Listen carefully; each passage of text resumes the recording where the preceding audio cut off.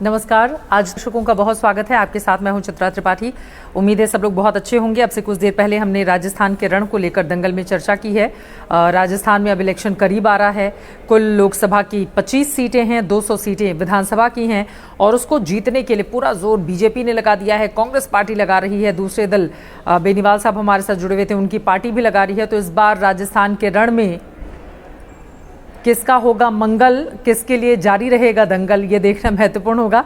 आप लोगों की क्या राय है, इस पर अपनी राय मुझ तक जरूर पहुंचाइए।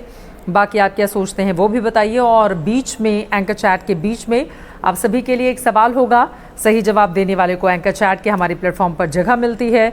उम्मीद है कि आप लोग उसको बाद में ज़रूर शेयर करते होंगे जो हम लोग यहाँ पर बताते हैं। और एक चीज़ आप ये भी कर सकते हो, सपोज़ जैसे कि मैं जिसका नाम लेती हूँ फर्स्ट आंसर का, तो प्लीज़ आप यहाँ पर अपना, अगर ट्विटर पे आप हो तो अपना जो भी आपका ट्विटर टैग करने के लिए आपने अपना प्रोफाइल बना कर रखा है वो बता दोगे तो हमारी टीम आपको उस पर टैग कर देगी, मतलब आप जो सही आंसर देते हो। तो तैयार हैं सब लोग आज एंकर चैट के लिए। आज इस मई महीने का आखिरी दिन है, 31 मई, और कल से फिर हो जाएगी शुरुआत जून की। जून में गर्मी रहेगी तो थोड़ा ख्याल रखिएगा। जुलाई से मौसम थोड़ा अच्छा हो जाएगा। चलिए, अंबुज के 16 सबसे पहले आ गए हैं कि लिख रहे हैं, प्रणाम चरण स्पर्श मैम, आज आपका दिन कैसा था? आज पीएम सर हमारे राजस्थान में आए हैं। प्रधानमंत्री आपके राजस्थान में हैं और मेरा दिन बहुत अच्छा था, शुक्रिया।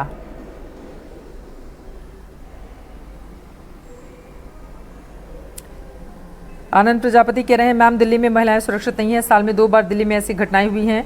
इससे अच्छा मेरा गांव है जहां महिलाएं सुरक्षित हैं। संगदिल लिख रहे हैं, गुड इवनिंग, क्या हालचाल, कैसे हो आप? आनंद प्रजापति का कहना है, मैं आपको हिंदी पत्रकारिता दिवस की हार्दिक शुभकामनाएं, बहुत बहुत धन्यवाद।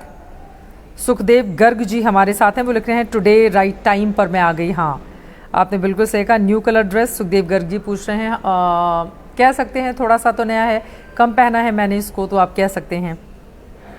नोटिस करने के लिए शुक्रिया। शुभम बालियान कहना है, मैम सबसे ज़रूरी बात, सर मत बोला करिए, मैं 25 साल का हूँ और आपसे बहुत छोटा हूँ। ठीक है शुभम, मैं आपको सर तो नहीं बोलती हूँ, मुझे नहीं याद है, लेकिन अगर कभी बोला होगा तो ठीक है, आज से नहीं बोलूँगी। विकास दुबे जी नमस्कार कर रहे हैं, क्या हाल चाल विकास जी? आपको देखकर सारे दिन की थकान मिट जाती है, आकाश सिंगा जी कह रहे हैं। शुभम बालियान का कहना है, मैम संडे को 4:30 बजे उठकर लगातार रिपोर्टिंग करना, इससे पता चलता है कि काम आपसे तो कभी बुरा नहीं मानेगा। हाँ, क्योंकि मुझे मेरे काम से बहुत प्यार है तो वो मेरी बात का कभी बुरा नहीं मानेगा।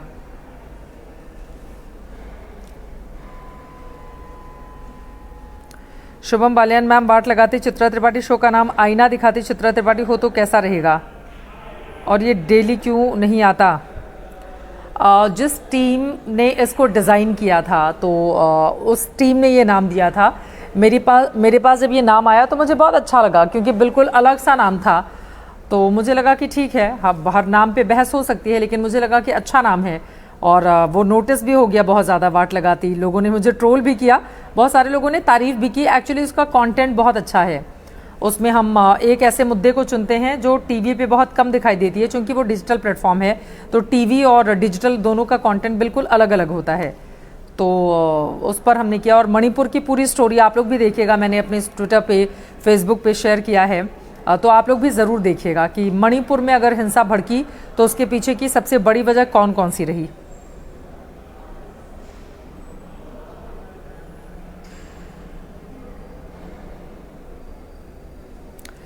संदीप भाटिया जी का कहना है, लॉकडाउन के बाद लोग बहुत वायलेंट हो गए हैं।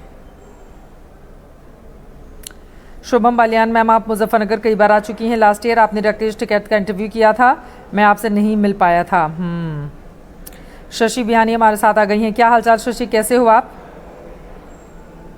दीपक जी का कहना है, चित्रा जी मैंने पीयूष जी, कविता जी ने प्रथम कदम फाउंडेशन द्वारा कच्ची बस्तियों में महिलाओं बेटियों को 30,000 सैनिटरी पैड दिए हैं, गुड। मेहर कहना है, चित्रा जी पहलवानों की इशू पर दंगल शो कीजिए। हाँ मेहर जी, आपकी बात बिल्कुल सही है, लेकिन कल हमने शाम 7 बजे का अपना पूरा शो पहलवानों के ऊपर ही किया था।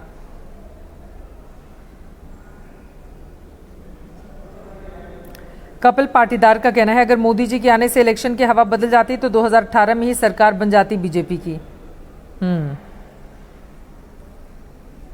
शशि बिहानी कह रहे हैं, निर्जला एकादशी की आपको हार्दिक शुभकामनाएं, धन्यवाद। दीपक कहना है, पहली बार किसी क्रिकेटर की पत्नी को सर पे पल्लू डालकर साड़ी पहने स्टेडियम में आकर पति के पैर छूते, कहाँ पति के पैर छू रही थी, वो हक कर रही थी। प्लीज़ ये जो आप लोगों ने ना महिलाओं के लिए कि वो सिर पे पल्लू डाल के और आके, प्लीज़ उन्होंने कुछ भी ऐसा नहीं किया और ये पहली बार नहीं है कि किसी महिला ने सिर पे पल्लू डाला हो। उन्होंने बहुत अच्छा जेस्चर दिखाया। रविंद्र जडेजा की वो पत्नी हैं, वो भारतीय जनता पार्टी के विधायक हैं। वहाँ पर पूरे गुजरात के लोग बैठे हुए थे, क्योंकि गुजरात के अहमदाबाद स्टेडियम में ये हो रहा था। तो एक क्रिकेटर की पत्नी के तौर पर भी आप उनको देखें, एक विधायक के तौर पर भी आप उनको देखें, क्योंकि वो बहू हैं। और मैं एक चीज़ बता दूं, इसके पहले जो उनके फोटोग्राफ्स हैं, कई जगह वो शॉर्ट्स पहन के जाती रही हैं। तो हम किसी ने एक दिन साड़ी पहन लिया, पल्लू डाल लिया, उनको शौक लगा होगा उस दिन के लिए, तो फिर उन्होंने ऐसा कर लिया। तो हम उसको अब इतना ज़्यादा और कहने लगे कि क्या सिर पे पल्लू डालने से ही कोई संस्कारी हो जाता है। ये पुरुषों का बनाया हुआ ये जो तरीका है वो बिल्कुल गलत है। और आपको पता है कि हमारे ख़ासतौर से हिंदू समाज में ये घूंघट प्रथा क्यों थी? हिंदू समाज में घूंघट प्रथा इसलिए आई थी क्योंकि जो आक्रांता आते थे, आक्रमणकारी जो बाहर से हिंदुस्तान पर आकर जिन्होंने कब्जा किया था, तो उनसे अपनी महिलाओं को सुरक्षित रखने के लिए, क्योंकि वो जब भी देखते थे कि कोई अच्छी महिला है उसको उठाकर ले जाना, रेप करना, उसके साथ बदसलूकी करना, कहीं से भी जो महिला पसंद आ गई उसको, मतलब इस तरह का अत्याचार उन लोगों की ओर से किया गया था। तो एक वक्त पर सबने अपनी महिलाओं को घूंघट में रखना शुरू कर दिया था। जो मैंने लोगों से जाना, ये जो घूंघट की प्रथा आई है, तो हम सिर पे पल्लू रखें, बहुत अच्छी बात है, ये हमारे संस्कार हैं, ऐसा होता आया है, पूजा पाठ में रखते हैं बाकी जगहों। बट आप इतनी तारीफ मत कर दीजिए उस महिला की कि कल को अगर वो फ्रॉक पहनकर या छोटे कपड़े पहनकर कहीं चली गई तो फिर आप उनको लगेंगे बुरा भला कहने के लिए। वो हर तरह के कपड़े पहनती हैं और किसी को भी अपने कपड़े चूज करने का, मैं भी देख रही हूँ कि सिर पे पल्लू, अरे इतनी अच्छी बहू, अरे इतना अच्छा ये संस्कार है, ये है वो। पिछले साल की उनकी फोटो देख लीजिए, वो फ्रॉक में थी, सेम IPL था। तो हम किसी के कपड़ों से किसी को प्लीज़ जज करना छोड़ दें, ये ठीक नहीं है। और एक चीज़ मैं और बताऊं कि घर में जैसे शादी करके जो बेटी हमारे, जो दूसरे घर की बेटी हमारे घर में आती है, हम तो उससे अगर सेम हमारी बेटी की उम्र की बहू है, लेकिन फिर भी हम चाहेंगे कि वो घूंघट रखे, वो साड़ी पहन कर रहे, वो तमाम चीज़ें फॉलो करे। और अगर सेम उम्र की हमारी बेटी है या हो सकता है उससे भी बड़ी हो, हम उसके लिए बिल्कुल अलग अपनी राय रखते हैं कि बेटी को तो पूरी आज़ादी है, कोई कपड़े पहने, कैसे भी रहे, कोई सलवार सूट पहने, साड़ी पहनना है तो जैसे पहने, नहीं पहनना है तो छोड़ दे। तो ये जो हमारा फ़र्क है ना कि हम एक को इतना सिर पे बिठा लें कि बेचारी को कल को अगर शॉर्ट्स पहनने होंगे, जो वो पहनती रही हैं, मैच के दौरान ये बंद हो गया, मैच के दौरान भी तो पता चले उनके ऊपर इतना दबाव आ जाए कि भाई अब मुझे हर जगह साड़ी पल्लू पहन कर जाना है। प्लीज़ ऐसा मत कीजिए। उन्होंने जो किया वो बहुत अच्छा है, अच्छी भी लग रही थी, वो बहुत सुंदर भी हैं, लेकिन हम किसी को सिर्फ इसके लिए नहीं कि एक दिन, इसके पहले की सारी फ़ोटो आप देखेंगे तो उसमें अगर वो दूसरे कपड़ों में थी तो वो बुरी थोड़ी ना लग रही थी, वो प्यारी हैं, वो प्यारी लग रही थी।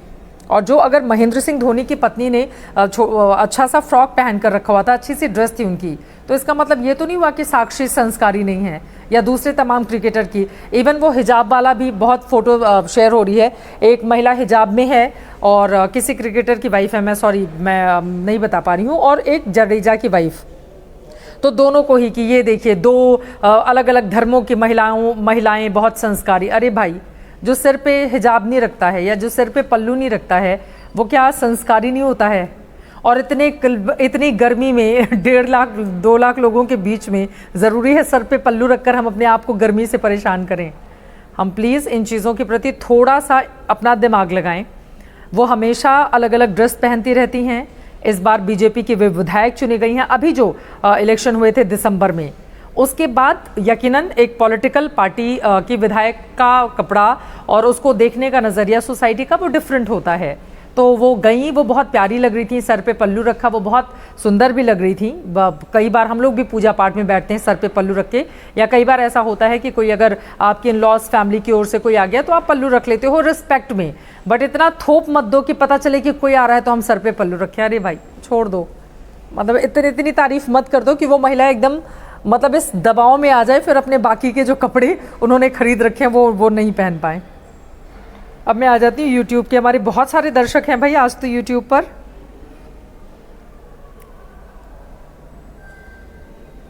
तथासु कह रहे हैं चित्रा जी, कभी हम पुरुष भी धोती पहनते हैं।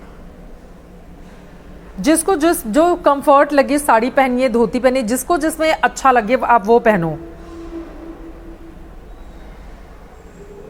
वो कई बार होता है ना, मैं आपको एक एग्जांपल दे रही हूँ कि बहू अभी घर में नई नई आई है, कम उम्र की है, भले ही मेरी बेटी की उम्र 25 साल हो, मेरी बहू की उम्र 25 साल हो, बहू का सिर से पल्लू हटा तो वैसे ही घर वाले कह रहे वो तो ऐसी है, वो तो ऐसी है, सिर पे पल्लू नहीं रखती, वो तो ऐसी है। कोई बात होती है और हम अपनी बेटी के लिए अलग रूल बनाते हैं।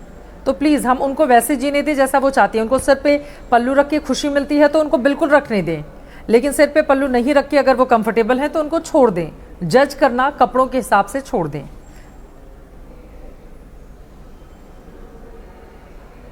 मोइन अली की पत्नी थी, यादव जी बता रहे हैं यहाँ पर। श्रीनिवास प्रसाद कौशल, चित्रा जी क्या आपको लगता है पहलवानों को न्याय मिल पाएगा? न्याय मिलना चाहिए। अभी तो इस बारे में कुछ भी कहना थोड़ी जल्दबाजी होगी, लेकिन देश, हमारे इमोशंस पहलवान बेटियों के साथ में हैं।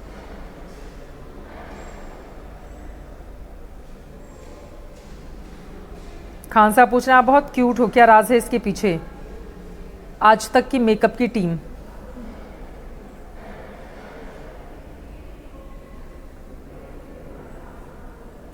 हितेश लिख रहे हैं राहुल गांधी जिंदाबाद। यादव जी लिख रहे हैं गुड इवनिंग मैम, कैसे हैं आप? पाधी सेलिब्रेशन लिख रहे हैं good evening Chitra ji. Doctor Parul Yadav official भी यहाँ पे देख रही हैं, कुछ बोला उन्होंने। मनु सेठी, चित्रा जी राहुल गांधी ने आज अमेरिका में जो बोला वो सही है।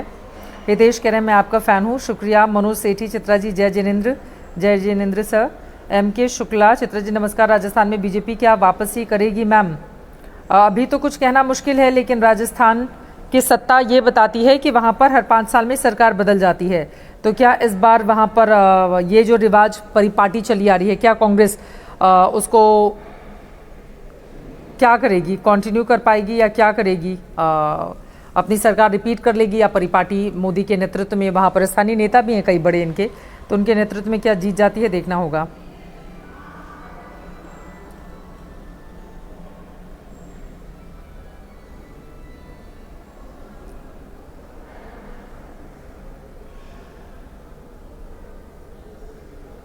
हेलो चित्रा जी, बिज फॉर इंडिया बोल रहे हैं। उमेश कुमार गुड इवनिंग बोल रहे हैं। निकिता चौहान नमस्कार बोल रही हैं। मैं आ जाती हूँ ज़रा हमारे यहाँ पर, और अब मैं 6:15 पे आज का सवाल ले लूँगी, उसकी भी तैयारी कर लीजिए आप लोग तब तक। शुभम बालियान पता नहीं किस बात पे कह रहे हैं कि बिल्कुल इम्पॉर्टेंट है, इम्पॉर्टेंट या नहीं है। कुमुद क्या सवाल पूछें समझ में नहीं आ रहा है। चित्रा जी हम भी अलाइन में। हाय कुमुद, कैसे हो आप?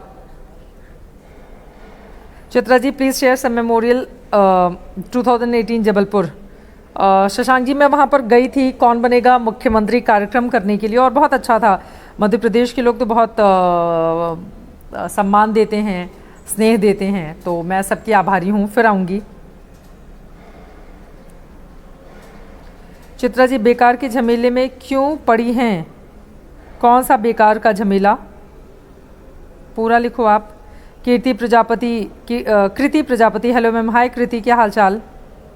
दीपक, चित्रा जी लड़के और लड़की दोनों पर नियम एक जैसे होने चाहिए और सोच भी उनको लेकर सार्थक होनी चाहिए। बिल्कुल आपकी बात से सहमत हूँ।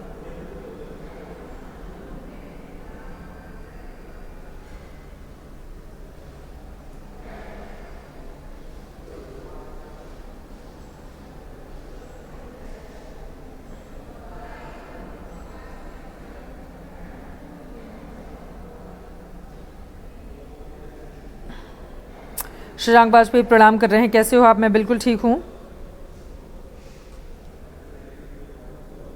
कपिल पाटीदार के एमपी के बारे में बात करने में मीडिया में क्यों डर लग रहा है? मैं तो बहुत ज़्यादा डर गई हूँ कपिल पाटीदार जी, इतनी ज़्यादा डर गई हूँ कि पूछिए मत। मतलब मेरे तो आंसू निकल रहे हैं डर के मादरे। आप लोगों के सवाल ऐसे होते ना बेतुके, मतलब आपको लगता है कि पूरा। खैर मुझे इस बात की बहुत खुशी है कि आप लोगों की जितनी भी उम्मीदें हैं वो अपने आप से नहीं, वो सब। सचिन जैन नमस्कार कह रहे हैं, कैसे हैं सचिन आप? विप्लव पाठक के कहना है राजस्थान में बेरोजगारी दर 20% से ज़्यादा रहा है, इसलिए रोजगार पर तो न ज्ञान दे। हिमाचल अभी भी बेरोजगार है वहाँ पर। शशांक कुछ पूछ रहे हैं, कैसे हैं शशांक आप?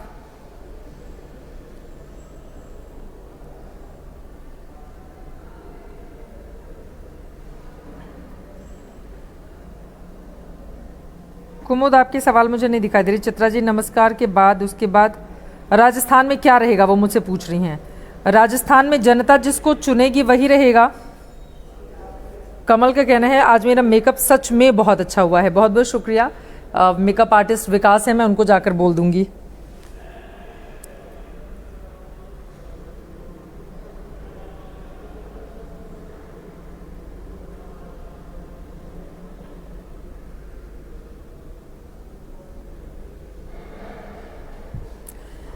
आकाश सिंह का कहना है आपसे प्यारा कोई नहीं होगा मैम, इतनी मेहनत मत किया कीजिए, नाम तो काफ़ी कमा लिया। तो नाम कमा लिया तो मेहनत करना छोड़ दूं? देखिए मैं आपको बताऊं, जो काम मैं करती हूं उस काम से मुझे प्यार है। तो शायद मैं जब तक ज़िंदा हूं आखिरी सांस तक आपको मतलब रिटायरमेंट की तो एक उम्र होती है, लेकिन उसके बावजूद मुझे अगर कभी भी मौका मिलेगा तो मुझे नहीं लगता है कि मैं कभी भी घर पे बैठूंगी। क्योंकि मैंने आप लोगों को बताया था कि मैं बहुत छोटे उम्र से 19 साल की उम्र में जब मैं बीए फाइनल ईयर की स्टूडेंट थी या बीए सेकेंड ईयर ऐसे कुछ था, तो मैं उस समय से नौकरी कर रही हूँ पढ़ाई के साथ ही साथ। मैं सुबह आप लोगों को बता चुकी हूँ कि सुबह यूनिवर्सिटी जाती थी और शाम को जाके मैं अपनी न्यूज़ पढ़ती थी। कई लोगों ने अभी हाल ही में मेरी मीडिया की डिग्री को लेकर सवाल पूछे। भाई मैंने मीडिया की पढ़ाई खुद नहीं की। ऐसा था नहीं कि मैंने रिजेक्ट किया कि मुझे प्राइवेट मीडिया इंस्टीट्यूट में पैसे देकर नहीं पढ़ने हैं, ये मेरा डिसीजन था। और मैंने मीडिया की पढ़ाई नहीं करके एक लोकल चैनल ज्वाइन कर लिया क्योंकि उन लोगों ने मुझे ऑफ़र दिया था। उस चैनल ने मुझे ऑफ़र दिया था क्योंकि मैं डिबेटर थी यूनिवर्सिटी की।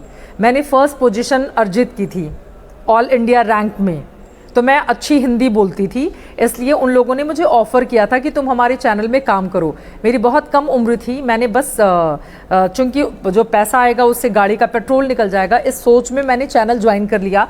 हालांकि पढ़ाई के साथ आप जब नौकरी करते हो तो तालमेल बिठाना बहुत कठिन होता है, क्योंकि पढ़ाई के समय सारा फोकस पढ़ाई पर होना चाहिए। लेकिन जो मिडिल क्लास फैमिली के लोग रहते हैं जिनको लगता है कि नहीं हमें और पैसे चाहिए अलग अलग चीज़ों के लिए, चाहे वो महंगी किताबें खरीदनी हो या कुछ भी हो, तो उसके लिए आपको और पैसे चाहिए, आप माँ बाप से नहीं मांग पाते हो तो आप नौकरी करते हो। ऐसे बहुत सारे लोग आज भी हैं। तो मैंने उस रास्ते को चुना। मैंने बीए का एग्ज़ाम भी नौकरी करते हुए दिया, मैंने एमए का एग्ज़ाम भी नौकरी करते हुए दिया। मैं टॉपर रही हूँ अपने विश्वविद्यालय की। तो प्लीज़ आप लोग मेरी डिग्री ढूंढना बंद कर दीजिए। लेकिन अगर किसी के पास डिग्री नहीं है, मतलब मैं एक छोटी सी बात कह रही हूँ कि अगर किसी के पास डिग्री नहीं है तो इसका मतलब बिल्कुल नहीं कि हम उसको अपमानित करेंगे।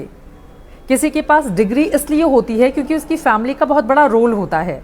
मैं अपने घर की बात बताऊँ, हम लोग बहुत मिडिल क्लास फैमिली से हैं, लेकिन हमारे वहाँ मेरी मम्मी पढ़ी लिखी थी, वो एक टीचर की लड़की थी, तो उनके घर में पढ़ाई की इंपॉर्टेंस बहुत थी। मेरी मम्मी ने खुद एमए प्रीवियस तक हिंदी में पढ़ाई की है। उनकी शादी हो गई तो फाइनल ईयर का एग्ज़ाम वो बेचारी नहीं दे पाई। उनके मन में हमेशा इस बात की कसक थी, तो उनके वहाँ हमेशा था, वो मुझसे घर के काम कम करवाती थी कि मैं पढ़ाई करूँ, कि नहीं तुम पढ़ाई करो। तो मेरे घर का परिवेश ऐसा था कि कई बार होते हैं ना छोटे बच्चे तो नहीं पढ़ना चाहते हैं, उनका नहीं मन होता है कि पढ़ाई में, मतलब आमतौर पे बच्चों का मन बहुत कम लगता है। जब तक घर वाले 4 बार नहीं कहें तब तक आदमी पढ़ने नहीं बैठता है खुद से। ऐसे 60% बच्चे होते होंगे, बहुत अच्छे कम ऐसे बच्चे होते हैं जो बिना घर के टोके वो खुद से कॉपी किताब लेकर बैठ जाएँ।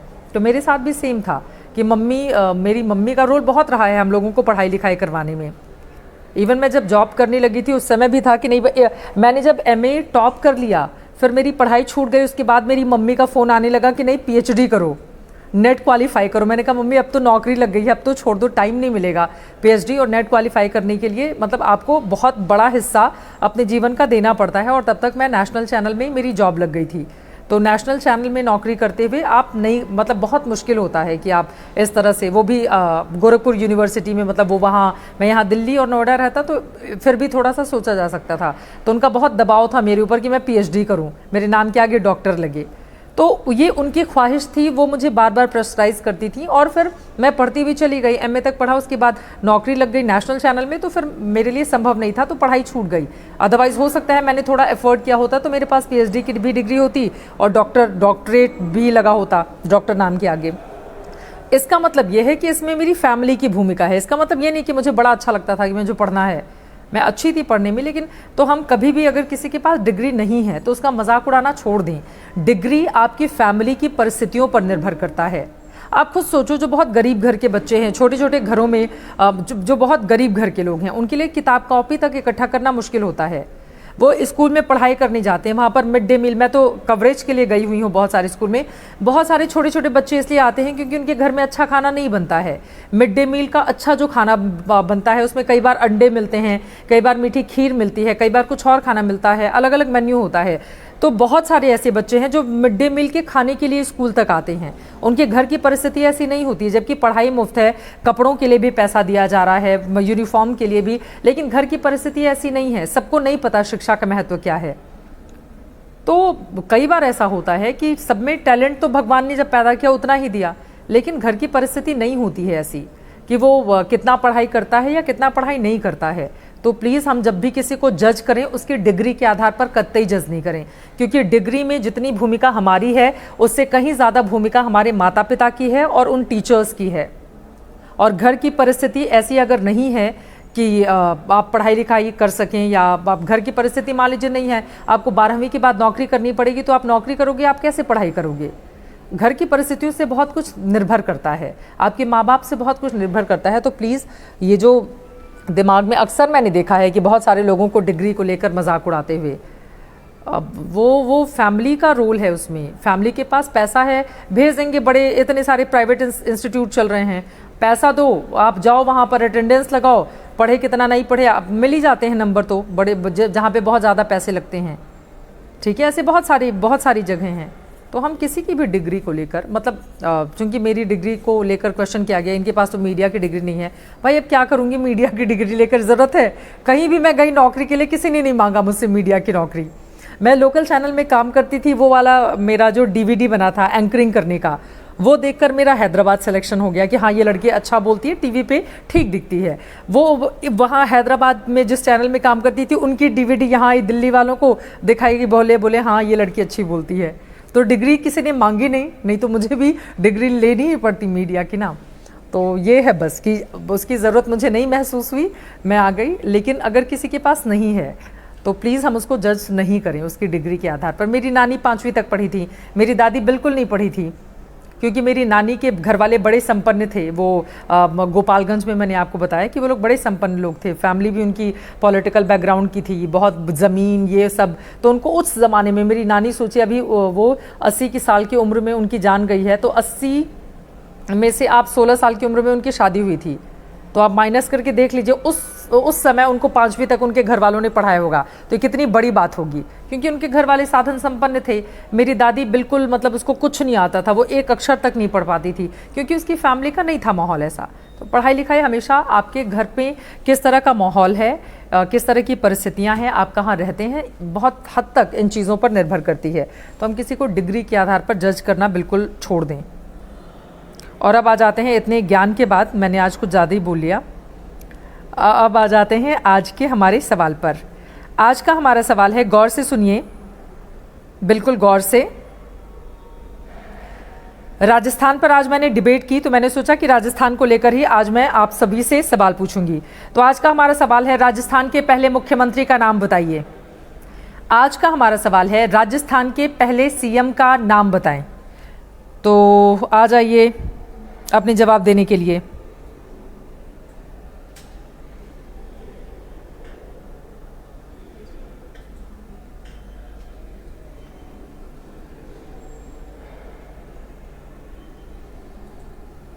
जवाब देने के लिए आ जाइए।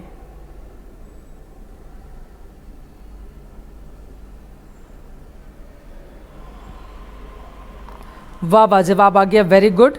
आज का हमारा सवाल था कि राजस्थान के पहले मुख्यमंत्री कौन थे, और यहाँ पर सही जवाब दिया है अंबुज के 16 ने।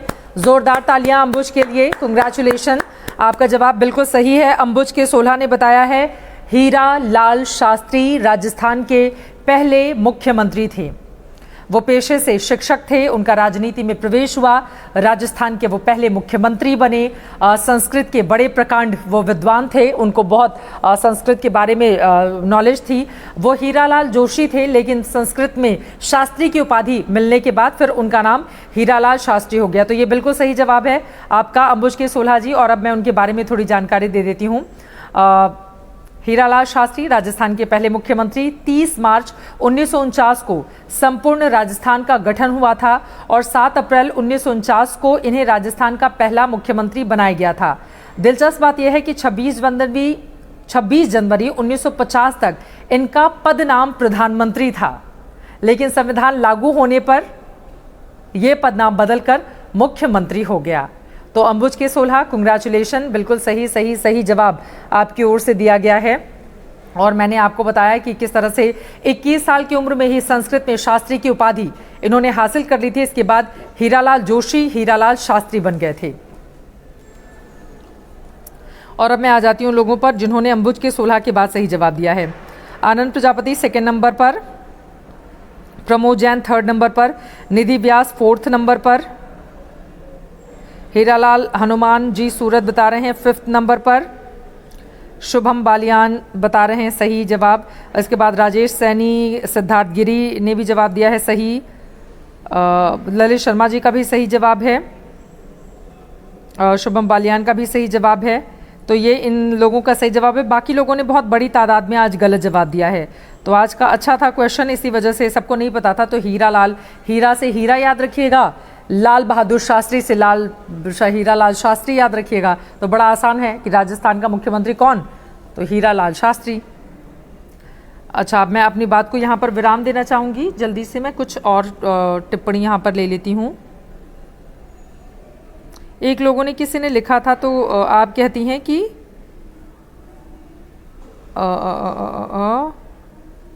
हाँ, राकेश कुमार लिख रहे हैं, मतलब डिग्री वाले लोग पागल हैं। राकेश जी, मैंने कहा कि डिग्री परिस्थितियों पर निर्भर करती है, लेकिन अगर कोई नहीं पढ़ा लिखा है तो हम उसका मजाक उड़ाने नहीं जाएंगे। और डिग्री वाले लोग पागल नहीं हैं। डिग्री वाले लोगों की ज़रूरत है सबको डिग्री मिले। मैं तो ये कहती हूँ कि हिंदुस्तान में पूरी ही शिक्षा, नीचे से लेकर टॉप लेवल तक की पूरी शिक्षा बिल्कुल फ्री कर देनी चाहिए, ताकि सबको शिक्षा का समान अधिकार मिले। कोई गरीब का बच्चा भी अच्छे प्राइवेट बड़े स्कूलों में जाकर वो पढ़ाई कर सके, उसको भी विदेशों में जाकर पढ़ाई करने का मौका मिले। शिक्षा का समान अधिकार तो तभी होगा ना। मैं तो सबसे कहती हूँ कि शिक्षा पर सबका समान अधिकार होना चाहिए, या ये अमीरी और गरीबी से कतई तय नहीं किया जाना चाहिए। मेरा ये कहने का मतलब है सबके पास डिग्री हो। सबके पास डिग्री कब होगी? जब आपके घर की परिस्थितियां, आपके आसपास का वातावरण उस तरीके से होगा। मैंने बार बार कहा है, पढ़ाई बहुत ज़रूरी है। मेरे पास भी डिग्री है, MA किया है डिफेंस स्टडीज़ में, टॉपर रही हूँ मैं गोरखपुर यूनिवर्सिटी की। लेकिन मैंने आपको बताया कि इसके पीछे मेरी मम्मी का कितना बड़ा रोल था। सुबह 3 बजे उठाती थी पढ़ाई करने के लिए, और उस समय हमें वो काली चाय, खूब सारी काली मिर्च डाल के ब्लैक टी मिलती थी, ताकि वो कड़वापन रहे हमारे मुंह में और नींद हम लोगों की खुल जाए। जब एग्ज़ाम आते थे तो लगातार इसी तरह की स्थिति रहती थी घर में। तो परिस्थितियाँ बहुत हद तक आपकी पढ़ाई लिखाई की फैमिली पर निर्भर करती हैं। आज मैं देखती हूँ जो बहुत सामान्य लोग हैं, चाहे हमारे सिक्योरिटी गार्ड हों या हमारे घर के आसपास हों या मेरे घर में जो काम करने वाले लोग हैं, हमेशा मैं उन लोगों को इनकरेज करती हूँ कि भाई तुम अपने बच्चों को पढ़ाना, तुम काम कर रही हो ऐसा, लेकिन तुम अपने बच्चों को ऐसा मत करने देना। उसको बड़े सपनों दिखाओ कि वो बड़ी होकर डॉक्टर बने, इंजीनियर बने। जितने भी मुझसे गार्ड, सिक्योरिटी गार्ड लोग मिलते हैं, मैं उनसे बोलती हूँ और बताइए आपका बच्चा पढ़ाई कर रहा है, नहीं कर रहा है, क्या कर रहा है, तो उसको अच्छे से पढ़ाना। मैं हमेशा उनको बोलती हूँ, क्योंकि कई बार आदमी परिस्थितियों के आगे घुटने टेक देता है और फिर अपने बच्चों को बैक कर लेता है। लेकिन अगर थोड़ी सी वो एफर्ट डाल देगा तो फिर उनके बच्चों की किस्मत चेंज हो सकती है पढ़ाई लिखाई से। लेकिन अगर किसी के पास नहीं है पढ़ाई लिखाई तो हमें उसका मजाक नहीं उड़ाना है। मैं बस ये कहना चाह रही थी। बहुत अच्छा लगा सब लोगों से बातचीत करके। और लोकतांत्रिक देश है, पक्ष विपक्ष हर तरह की आवाज़ बुलंद होनी चाहिए। इस उम्मीद के साथ आपका आने वाला दिन भी बहुत अच्छा हो। 3 बातें हमेशा की तरह याद रखिएगा। 5 बजे दंगल, 6 बजे एंकर चैट और 7 बजे देखना है शंखनाद मेरे यानी चित्रा त्रिपाठी के साथ आज तक पर। अभी के लिए दीजिए इजाज़त। धन्यवाद, नमस्कार, जय हिंद, जय भारत।